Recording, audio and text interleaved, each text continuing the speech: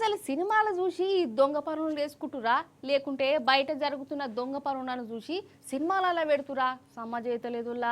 అప్పట్లో పుష్ప సినిమా వచ్చింది కదా, అందులో స్మగ్లింగ్లు ఎట్లా చేస్తాయో చూసినాం కదా.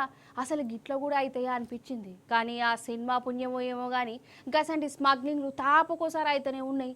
అవో అక్కడ చూడురి, స్మగ్లర్ గాలు పుష్ప సినిమాని మించిపోయే తీల దూసుకోపోయిర్రు. ఇగో ఈడ వ్యాన్ ఏమో రిపేర్ చేస్తున్నట్టు కొడుతున్నది కదా, రోడ్డు నడుము ఇట్లా ఖరాబ్ అయింది కావచ్చు. మెకానికులు మంచిగా చేస్తున్నారై ఉండాలనుకోగల, వాళ్ళు మెకానికులు కాదు పోలీసోలే. ఇంతకు ఎందుకు అట్లా చేసిరో చూద్దాం మనం.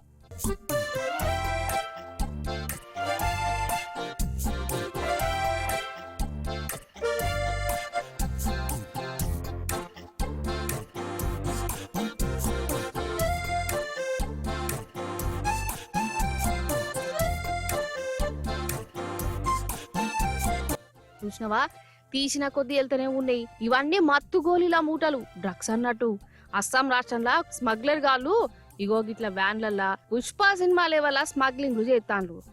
వీటికేమో ఉత్త వ్యాన్ కానొస్తున్నది, దాన్ని ఇప్పి చూస్తే ఇగో గిట్ల ఇవన్నీ బయటపడ్డాయి.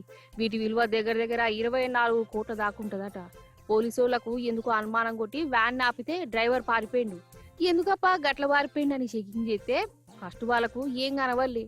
అటెంక గిట్ల ఇప్పి చూస్తే ఇవన్నీ బయటపడ్డాయి. నిజంగా పుష్ప సినిమా వచ్చిన కాంచెల్లి వాటిని మించిన స్మగ్లింగ్లు కానొస్తున్నాయి.